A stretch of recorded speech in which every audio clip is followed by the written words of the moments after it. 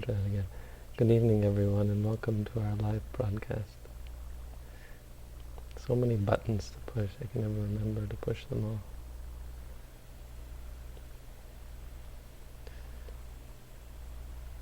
Tonight we're looking at Anguttara Nikaya Book of Fours, Sutta 37. Another one of my teacher's favorites. It's nice to go through these and find the ones that he used to teach, or perhaps still even teaches, though not as frequently. The Aparihaniya Dhamma. Aparihaniya Dhamma. These are Dhammas that... Actually, I'm not sure if this was one of them he used to teach. Anyway.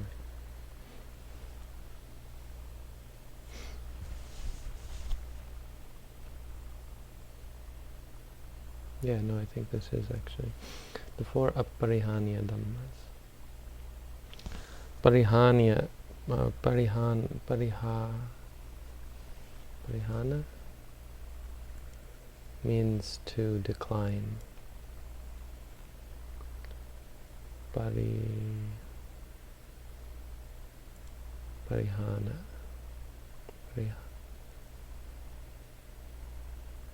Pariha.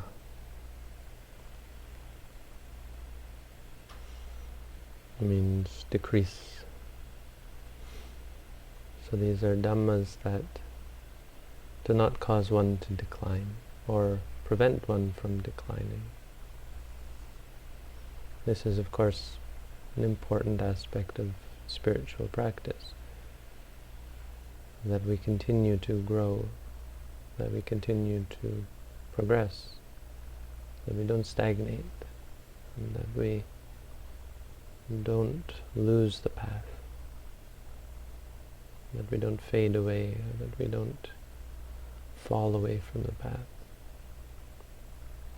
It's very easy to become discouraged and to lose our way through doubt or distraction, through attachment to worldly pleasures and so on.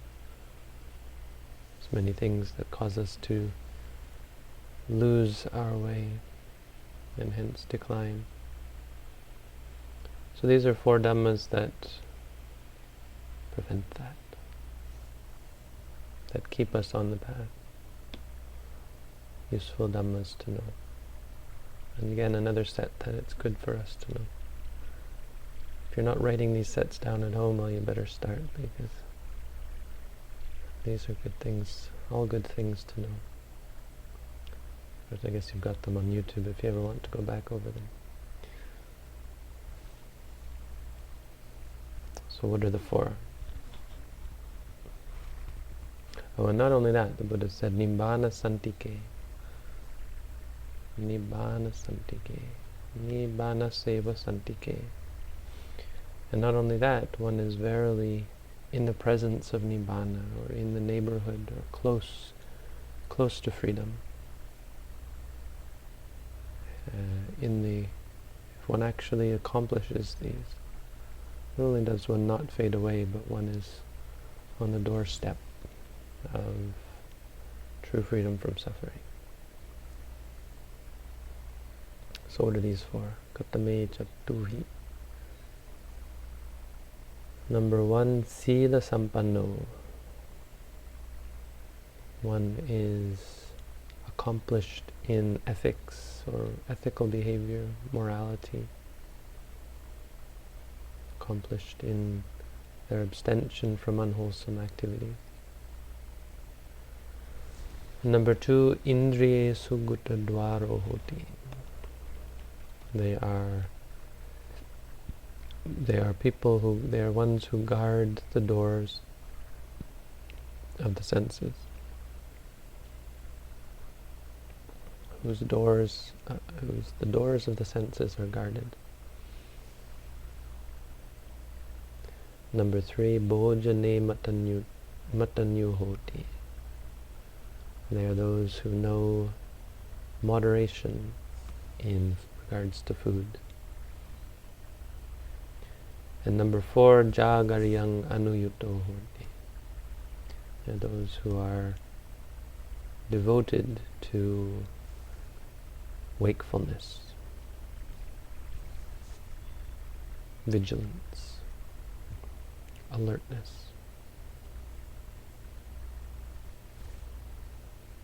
These 4 are the 4 aparihanya dhamma. You accomplish these, it's another way of saying, another way of looking at the path, and another set that describes the factors that protect you. So what does it mean to be virtuous? Well, it means to, basically generally means to keep rules, to refrain from those actions and speech that are immoral. In a worldly sense, on the most coarse level, it means not killing, stealing, cheating, lying, taking drugs and alcohol, that kind of thing.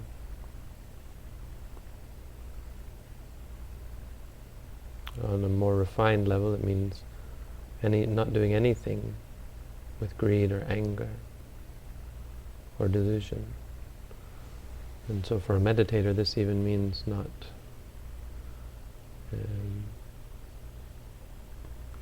walking angrily, not speaking angrily or greedily, not letting our actions or our speech become unguarded.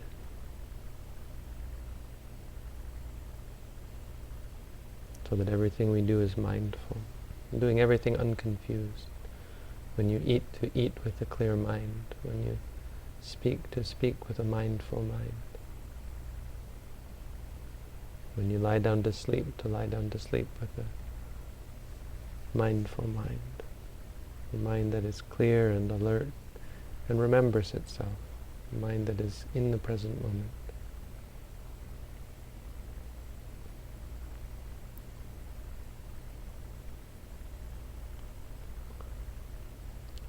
How does one guard the sense faculties? What does it mean to guard the doors of the senses? Again, we've been over this one many times, but it means we let seeing be seeing. It doesn't have anything to do with preventing yourself from seeing certain things, because the things that you see are not the problem. Whether you see something beautiful or you see something ugly,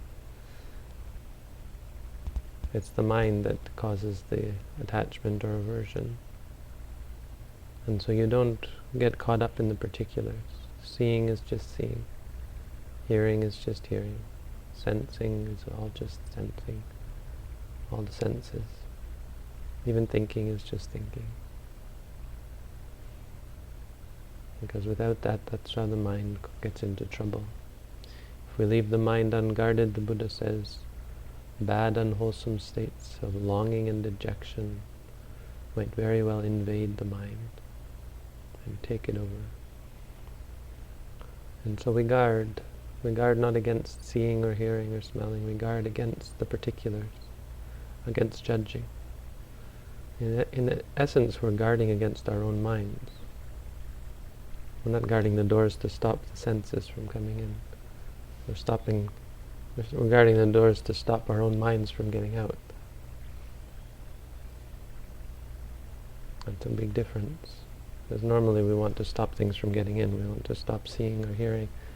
We think the answer is to just avoid certain experiences. That's not what the Buddha meant by guarding the doors. It's more like a prison. Guard your mind. Keep it in check.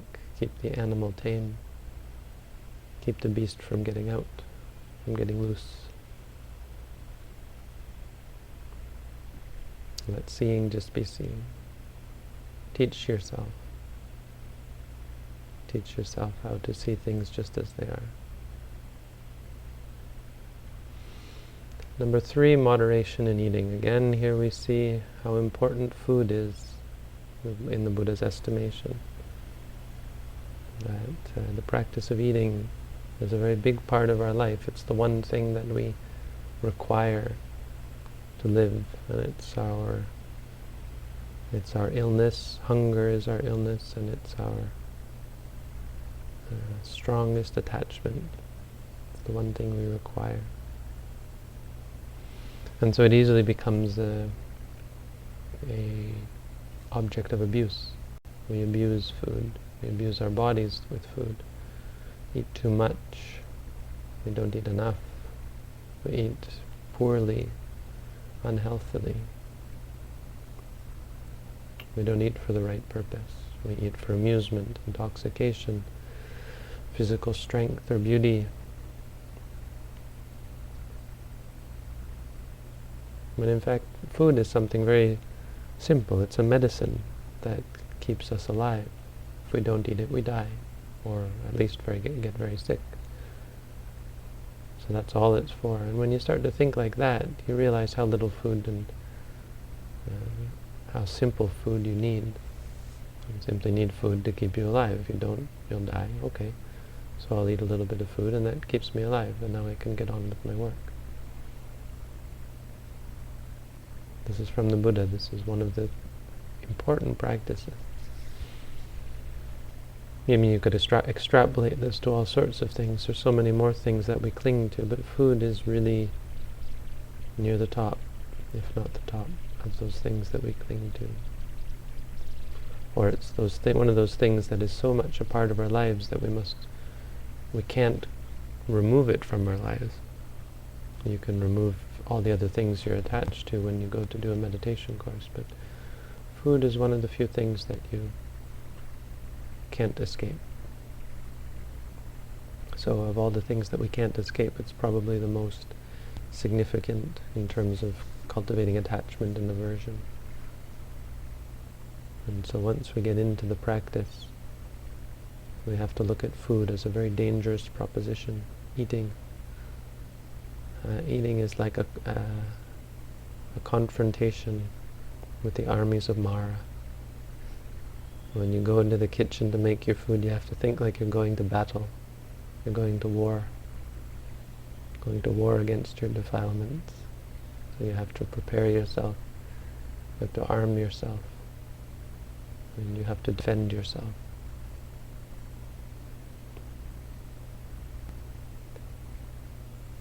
The food war. Food. The battle for food. Let food just be food. Let it not be mental food.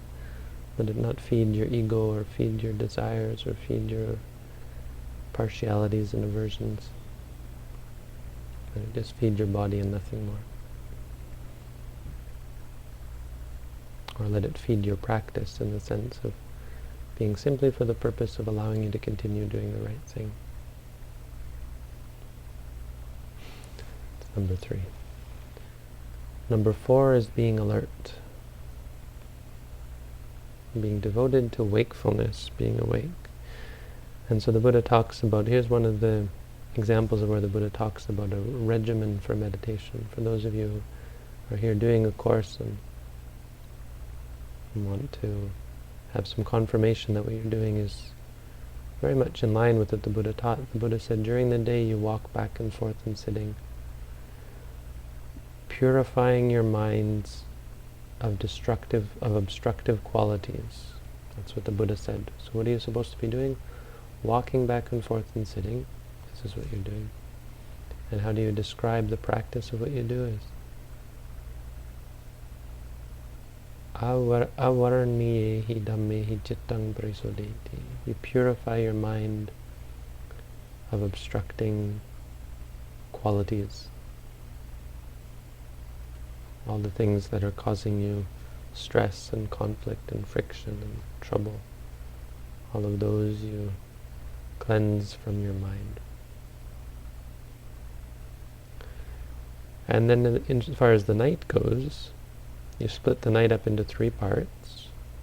And in the first part, you do the same. You walk back and forth and sit. So there's no variation here. In the second watch of the night, you lie down. So that's about 4 hours. Well, we allow 6 hours here maximum, but if you can get down to 4, that's great. Eventually we'd like you to get down to 4, but all in good time. And when you do lie down, you lie down in a mindful posture. And rather than thinking about going to sleep, you actually think about awakening. So you keep in mind the time when you're going to wake up, and that's all you think about. As though making a concession, as though lying down is simply an admittance of the need to sleep, and that's all. There's no desire, no attachment. Your desire is to get up as soon as possible and go and practice. So you make a note, okay, in 4 hours at this time I'm going to wake up, or 6 hours, whatever you're sleeping for. And then you get up. And you don't try to go to sleep. You lie down and you try to meditate and be as mindful as you can. Eventually, when you do fall asleep, you'll find that you're actually quite mindful at that moment, and you wake up alert, refreshed, and ready to continue on your path, striving for freedom. And then in the last watch of the night, again, you walk back and forth and sit. So it means staying awake, being devoted to wakefulness, because sleep is, I suppose, the other one, food and sleep. These are the two big ones that you have to contend with as a meditator. Food is a bit of an escape. Sleep certainly is an escape from all the trouble that comes from meditation practice, all the difficulty, all the challenge. Sleep is not very challenging. Especially when you've been meditating all day, all you want to do is lie down to sleep.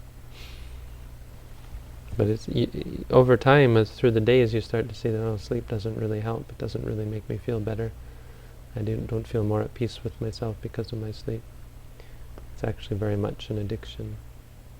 And that's all. It's not really a cause for satisfaction. And so eventually the meditator begins to be inclined to devote themselves to wakefulness. They don't wish to sleep.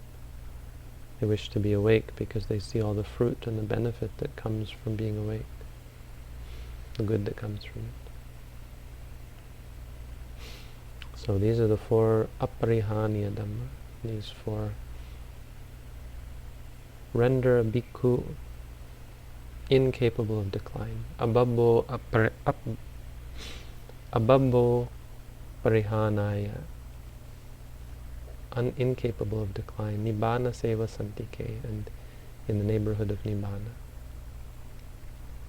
Then we have this wonderful verse that I'll just read out. Sile patitito bhikkhu indriyesu cha sanguto bhojanam hi chamatanyu jagariyang anuyunjati. So this is repeating them. One who is a bhikkhu who is established in morality or ethics and has the faculties well guarded or restrained, and who knows moderation in regards to food and is dedicated to wakefulness. Evang vihari atapi. Thus one dwells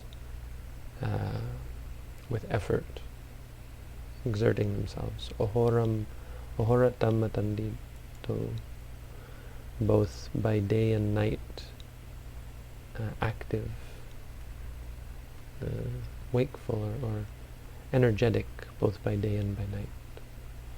Bhavayang kusalang dhammang yoga kemasapatiya. These are, no, what does that mean? Bhavayang, okay, developing wholesome qualities to attain security of bondage, Bhikkhu Bodhi said. Right, to attain patya, to attain freedom from bondage, freedom from slavery. Appamadarato bhikkhu, a bhikkhu who delights in heedfulness, in not being intoxicated, and being heedful and vigilant. Pamade bayadasiva. It shouldn't be wa, what is it? Bayadasavi. Bayadasavi. Pamade bayadasavi. One who sees fearsomeness, sees the danger in negligence. the danger in letting your mind wander, letting your mind get caught up in base thoughts, coarse thoughts, distracted thoughts, get caught up in the world. Ababbo parihanaya, such a one is incapable of decline, Nibbana seva samtike, and in the neighborhood of Nibbana. So, more Dhamma to think on, to reflect upon, and to use as a mirror for ourselves. The great thing about these Dhamma, the greatest thing about these Dhamma is they provide a mirror. When we hear the Dhamma, we think about ourselves and we compare them to ourselves. Do I have these? And it reminds us where we still need to work. It reminds us to continue working, and it gives us direction on how we should continue working. So that's the Dhamma for this evening. Now we move on to questions.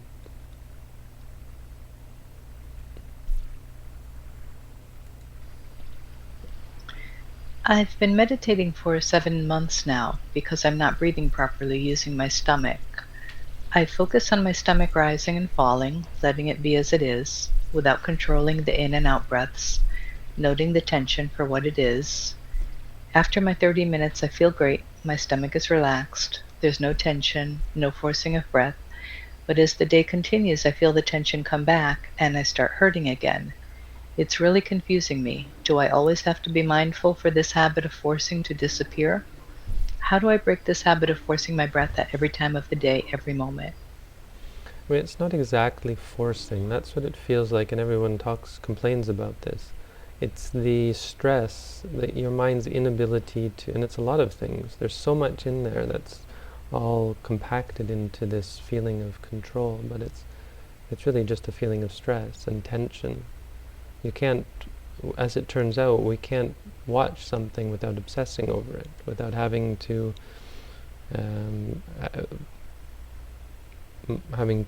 force or not control, but to regulate it and to make it stable. So the unpredictability of it, or the unpredictability of the mind, causes us stress and tension, as we're sorely unequipped to deal with the true nature of reality. And so it causes us tension and stress.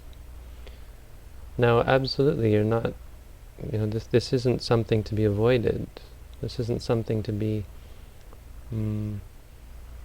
fixed per se, except that it is the problem, and the answer, the solution, is simply to see that it's a problem and to teach yourself to see more clearly what exactly is it that you're doing, to watch your behavior and to slowly unlearn your behavior as a result. I mean, you unlearn it because you start to see that it's causing you suffering. That's what you're starting to see. But this is very much a part of who you are. It's all based on your habits of behavior in your life. So when given a simple exercise like watching your breath, you get to see all about what you do wrong when you're given such an exercise or such an object of focus. The breath the stomach is therefore a great teacher to us, because it allows us to see what we do to ourselves whenever we apply our mind to something. If you can apply your mind and the breath is just going naturally as it is without any stress or suffering, then you can see that your mind is well able, your mind is in a good state, because when you put your mind to something, it applies it peacefully. But that's not what we see most of the time, and that's clearly the issue here. So all we're trying to do is see our faults, is to see see what we're doing wrong, see the fault in our behavior. So eventually you're going to see deeper than that. If you're just seeing that it's you trying to force it, then you're not yet seeing the whole picture. You've got to look carefully and see what is actually happening, because you're not just trying to force. In fact, that's really vague. What's really happening is perhaps you want it. There's wanting, there's a desire, and there's an aversion to the way it is happening. There's worry, there's fear, there's doubt. There's all sorts of hindrances, all mixed up, and causing you lots of stress. So absolutely, this is what we want to see.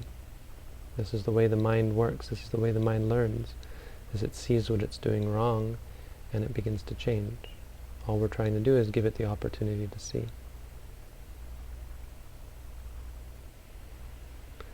But you don't break habits. You just unlearn them. If you could break habits, it would be more control and force. And the fact that you're asking that is a good indication. Something I can point out to you, that you're the kind of person, as most of us are, who wants to try and fix things, control things, be in charge. And that's probably what's causing you stress with the stomach, because you're trying to fix and control it. So until you can give up the need to try and fix your fixing, you're always going to be trying to fixing everything. And until you stop trying to control your controlling, you're never going to be you're never going to be a person who doesn't control, doesn't try to control things.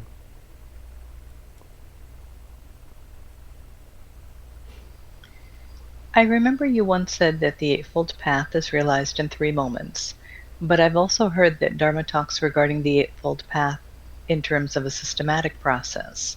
In other words, under right effort, one is to cultivate positive emotions and to remove the 5 hindrances. It seems to imply to that when a negative emotion arises, one counteracts it with a positive emotion. Or in the sutra regarding thoughts, the Buddha said to replace annoying thoughts with Dharma thoughts. This approach contradicts the mindful noting process as to what's happening in the here and now. Can you please say something on this? The Buddha taught many different things at many different times on many different levels. So he taught things like metta. If you're angry, you should practice metta. Doesn't mean that that's going to enlighten you. It means it's a useful tool. It's one of the things that protects your practice, actually. But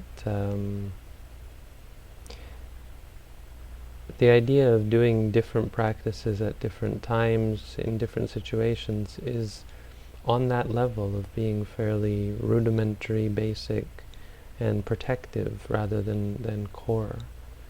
The core practice is the practice of the Satipatthana, and when you practice that, you're cultivating the factors of the Eightfold Path. Now, that's one part of the answer, is that you don't really have to go around like, okay, today I'm going to practice effort, or today I'm going to practice concentration, or today I'm going to cultivate right view, or that kind of thing. It doesn't really work that way. The Eightfold Path really only comes through insight meditation. And parts of it come from Samatha, but they can't be considered to be the Eightfold Path. Now, as far as whether it's instantaneous or whether it's a process, the point is there are 2 paths. There's what's called the Pubbanga Magga, which is the preliminary path. And what that means is you're cultivating the qualities of the Eightfold Noble Path, but aren't there yet. The Noble Path, the arising in 3 moments, means that you have all of those 8. Meaning you're on a path, and this is more what the Eightfold Noble Path is about. It's describing all the qualities, all the important qualities of the path. But it's one path. It's not 8 different parts, 8 different paths that you practice. First I'll go up this path, then I'll go up that path. It's one path. That's what you have to remember. So you're not going to practice one and then the other. You practice the path, and that path has all of those 8 factors. So at that moment, there's one moment where you enter into the path. And why it's called the path, why it's called the Noble Path is because it is perfect. You've perfected all 8 of those. But why it's called the path at all is because it's the one moment. It is the one state, the only state in samsara, in the nature of the mind and all the many different types of mind states that might arise, it's the only one that is able to destroy the defilements, because the next moment, those defilements are gone. In fact, the next moment has the same qualities. It's not called the path, though. But the Eightfold Noble Path is that one moment, and this may seem very technical, but it's important. It's an important technical distinction. It's the one moment that destroys the defilement, and we know this because the next moment they're gone. Without that one moment, they would never disappear. But that next moment has the same qualities. Why it's not called the path is because those defilements are already destroyed. They were destroyed in the last moment. So that's what the Eightfold Noble Path is. Now, it may not seem all that useful for us, and people like useful things, and that's why we think of the Eightfold Noble Path in terms of something you practice gradually. But that is not the Eightfold Noble Path. That is technically the Pubbangamaga, the preliminary path, which is perfectly valid, and that's what we're all practicing. We're practicing the preliminary path. Once you get to that one moment where you see things clearly, you enter into the Eightfold Noble Path, and that one moment is enough to destroy the defilements. So the preliminary path is like weaker versions of all eight. You know? You're just getting there. You don't have right view yet, you don't have right thought, but you're cultivating them. So I don't know if I've answered everything in your question, but perhaps you can elucidate if you need more elucidation. Bhante, do those 3 moments have names? It's not 3 moments. It's 1 moment. Thank you. It's the Magga Citta. In fact, there's 4 of them, because there's 4 Maggas, there's 4 paths. So it's a bit more complicated than that. The Eightfold Noble Path, there are actually 4 of them. There's the Sotapanna, the Sakadagami, Anagami, and Arahant. So there are 4 distinct Magga Cittas. Thank you, Bhante. I think we actually had this question the other night. What object can we meditate on to stop ourselves from falling into despair of another's terminal illness? We did, didn't we? We did, But, yeah. that's one of those questions where I would normally just say, meditation. But I did go into a bit of detail, didn't I? You did, and I believe that was last night's show, which is still recorded. Right. The other 2, I'm going to mark for some reason, they're not down. recorded.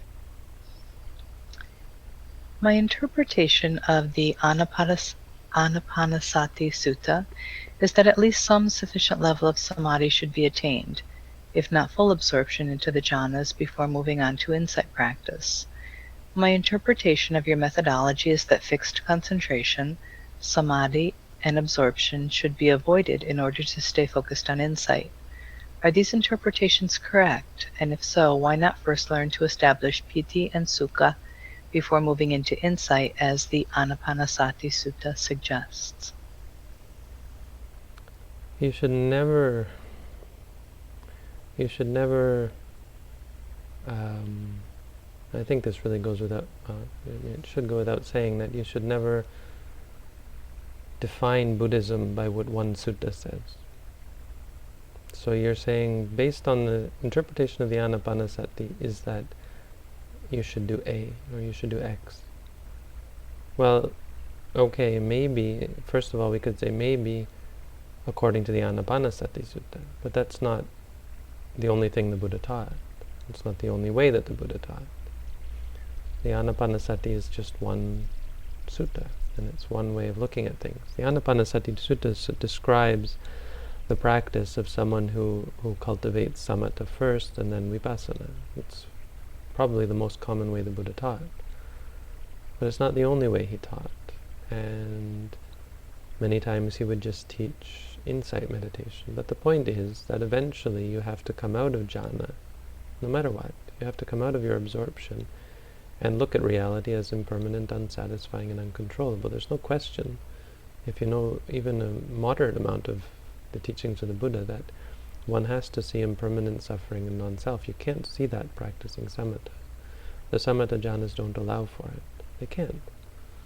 They're absorbed on a concept. That concept is fixed and stable, and if it weren't, it wouldn't allow for that deep absorbed concentration. How could you enter into absorption when things are changing all the time? When things are, when your mind is flitting from one thing to another, for example. But on the other hand, how could you see impermanent suffering and non-self when your mind is fixed and focused on a single object? So the Anapanasati Sutta goes into samatha first, and then it starts to apply that concentration to Vipassana. Now, I think you understand that already. But it's not the way I teach. The way we teach is another way, which is still very much in line with the Buddha's teaching, because the Buddha never really said what you... he never required the entering into the samatha jhanas. And that's a complex point to argue, but it's quite backed up quite well by both the suttas and the commentaries. And we always there's a few suttas that we turn to for that, but whatever. Let's not be dogmatic either way. And so the way we teach, is to cultivate concentration, sure, but with a focus on mindfulness. We follow the Satipatthana Sutta, which also has Anapanasati in there, sure, but is much more focused on things like walking, and pain, and mind states, and emotions, and senses. It's got everything in there. It's the focus on reality as the object of your meditation.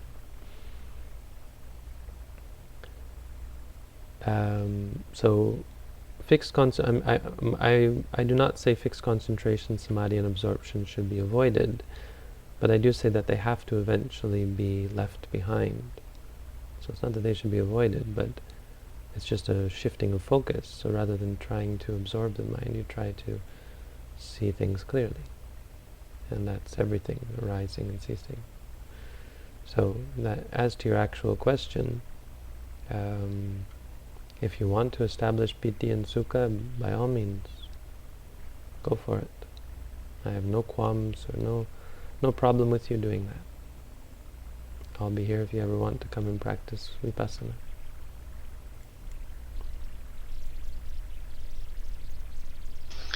If there is no consciousness in Nibbana, how can the mind know that it has happened? By the results. One is aware. It's the 16th stage of knowledge. It's called patisankanya. No,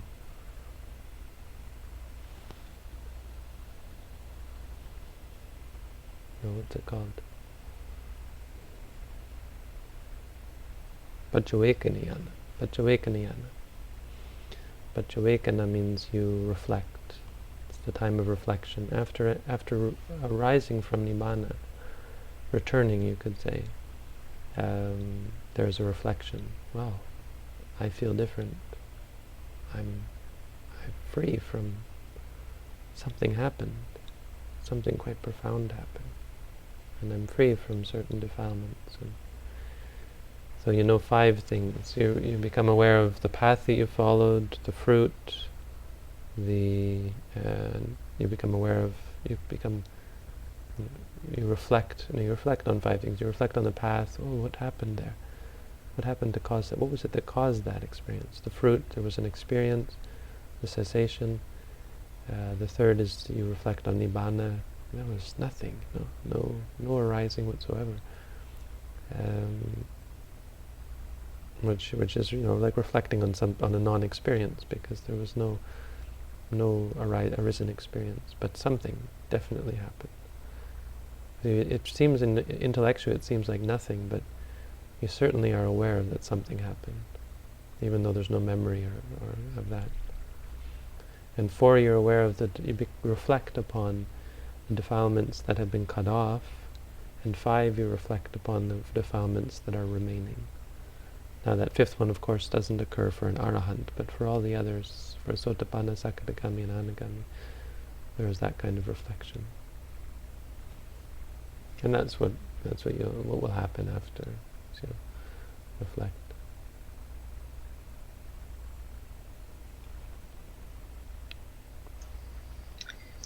Hey, how are you? Very curious on what your average day is like. Any interesting experiences? I'm fine, thank you. Well, like today was was out of the ordinary. Today I had a visitor, but he comes once a month or so. A monk from Toronto. We sat around and we ate lunch together. Well, he ate fruit, I ate food. He eats in the evening, I think, so. And he had a big breakfast, so he only had fruit. We talked for quite a while, and then we went to the food bank, because he was delivering food to the kids' food bank nearby. But, regular things that I do, I teach early in the morning. I teach at 7, so before that people bring food. And I teach in the evening, and I teach at night, and I answer emails, some, not most. I'm organizing a peace club and a Buddhism club at the university. I'll be going to school soon, so that'll change my schedule. But other than that, I do meditation. I take a shower, I eat. I do laundry once in a while. Sometimes I shave. That's what I do. Interesting experiences? I don't know. Every experience is, to some extent, interesting.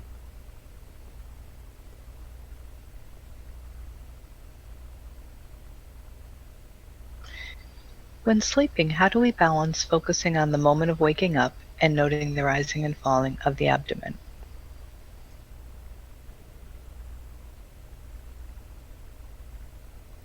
Yeah, I don't think you need to be obsessively repeating it in your mind. You just, when you do lie down, you make a determination that you're going to wake up at a certain time.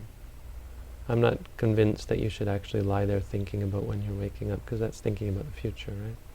It's not really useful. I would say do that and then meditate to sleep. It's of course seems it's much more doable. Oops, I deleted the wrong one. Did you see that one that I just deleted? Or I don't think so. okay, I'm going to go back to it. We got an answered tab. Okay. Oh no. Oh, hey, they're not in order. The answered ones are not in order. Oh, Yeah, they right. seem to, They're going according to how many. We should see if we can get the answered ones to go in order of when they were asked. are they going in order of upvotes like they Yeah. do on the question panel? Okay, I don't even know if there was one that I missed. I think I deleted the wrong one though. Okay. Well, hopefully the person's still there, and if your question disappeared, maybe you can resubmit it. Should we contemplate on the 4 protections daily, that is, Buddha himself, appreciating the 9 chief qualities of the Buddha, loving kindness, the loathsome aspects of the body, and death? Sure, yeah. I mean, that's a lot of what evening and morning chanting is about. Except it becomes very ritualistic, so you might want to make it a little more meaningful. But yeah, those are all good things. How do you deal with sleepiness during the midday? You note it? Or do walking meditation.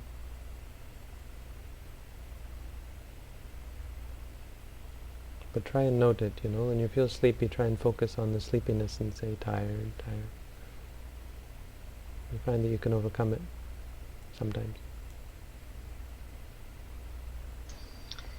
Can one abandon habits by making a determination of not giving in to the desire and observing the attachment?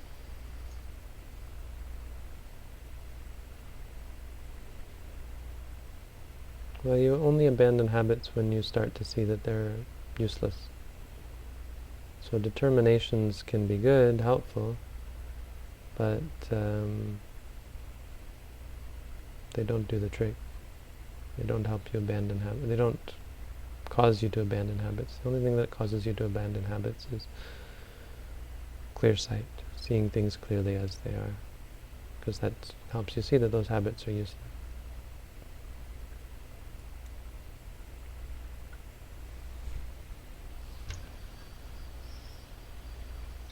Sounds like you had a great day. I have a weird question to ask you. I have a lot of anxiety naturally, and I notice that I get extremely attached to meditation in an unhealthy way. I get stressed extremely easily, especially for someone young. It seems like meditation helps, but there's some sort of phenomena preventing me from being calm, making it so I meditate all the time, and going without it for a few days starts making me messed up.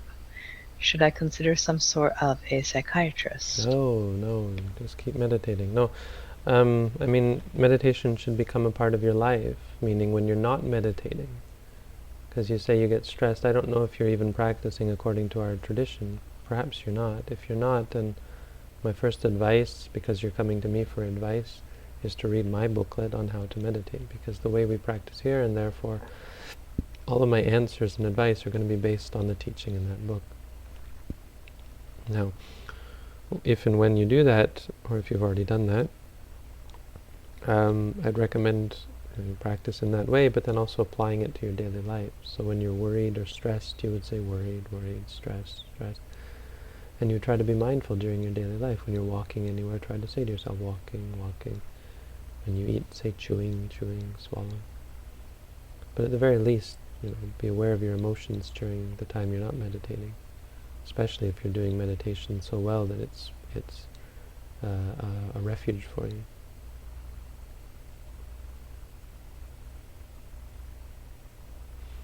The other thing is perhaps not be so obsessed with being calm, and you have to learn to meditate on the calm by saying to yourself, calm, so that you don't get attached to it. Because once you get attached to it, then you can't deal when it's not present. You become dependent on it as you are relating. So a big part of it is to be able to note and let go of the calm.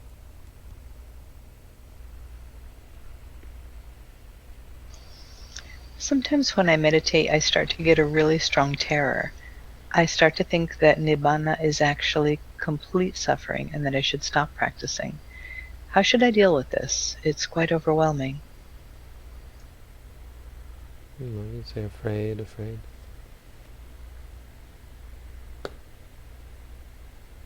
We all have irrational fears. Just learn to note them.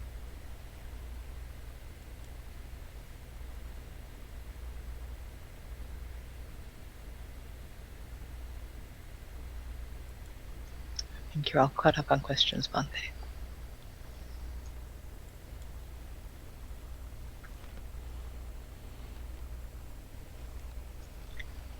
No, you're not.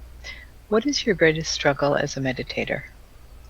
Yeah, sorry, I'm not going to answer questions about myself. You got one in there about my day. I'll go that far and tell you what I do during the day, but nope. Sorry. Rule number 3, no questions about me.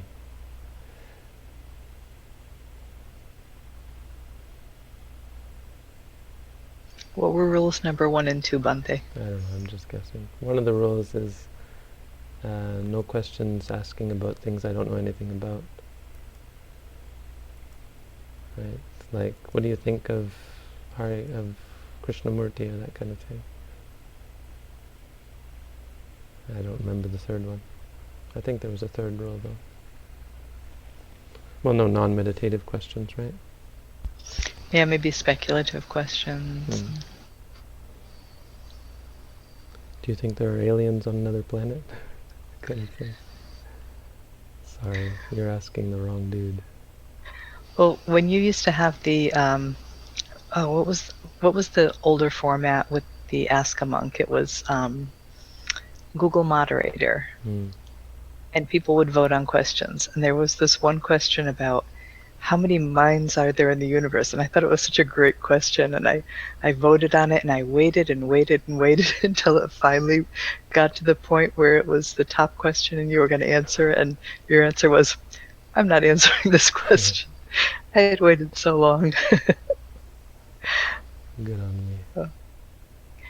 So for the person who just asked again, are you enlightened? That actually monks don't talk about that. There's actually rules for monks not to speak about their practice attainments and so forth. So that's why your question wasn't answered the first time around. One last Do you question have and then we're gone. Okay. Do you have any suggestions on places to stay on a meditative retreat? Do you offer this service? Absolutely, we have a meditation center. But I would read my booklet. I'm assuming you probably haven't read my booklet on how to meditate. That's where I would start. You can find it in the menu here to this website. You'll see a link in the side that says guide. In the side menu, you should read that guide. It's actually a book on how to meditate. It's not very long. And if you like that, then you're welcome to come and meditate with us. If you want to meditate with us, you should go to our main site, which is just sirimangalo.org, and check us out. We have right now 4 meditators staying here, which is our capacity. But you can book a time, book some dates, and come and stay with us. And that's right on the same website with the How to Meditate book, different tabs up top. Just look for the one that says, I think the schedule is visible to people, so you can check and see when there's room. And then there's another tab that says Apply to Meditate. Okay, well that's all for tonight. Thank you all for tuning in. Thanks, Robin, for your help. Have a good night, everyone. Thank you, Bhante. Good night.